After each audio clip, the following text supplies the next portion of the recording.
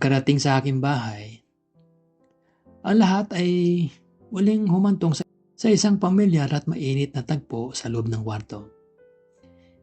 Isang masugid at nakakabaliw na romansa ang aming pinagsaluhan.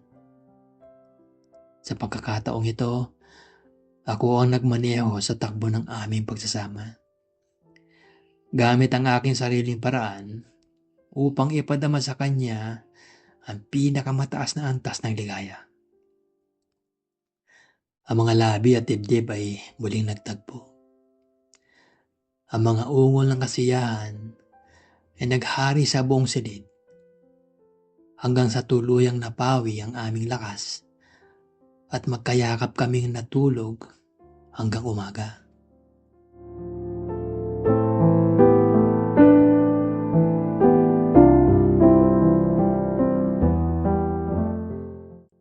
Sa isa pang pagkakataon na bumisita siya malapit sa aking lugar, hindi namin pinalampas ang oras.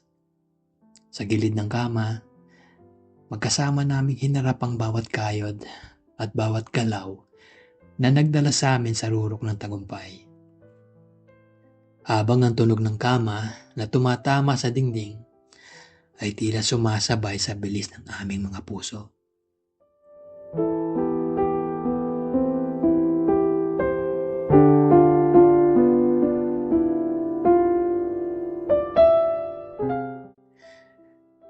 Sa kasalukuyan, Kuya Allen, narito ako, naghihintay muli sa susunod na pagtatagpo ng aming mga landas.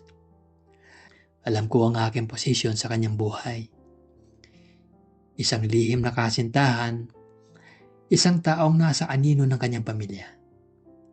Masaya ako sa bawat sandali na kasama ko siya.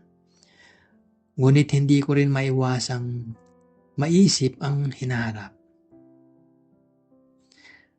Sana po ay nagustuhan nyo at ng inyong tagapakinig ang kwento ng aking buhay at pag-ibig dito sa Davao. Lubos na gumagalang, Aris.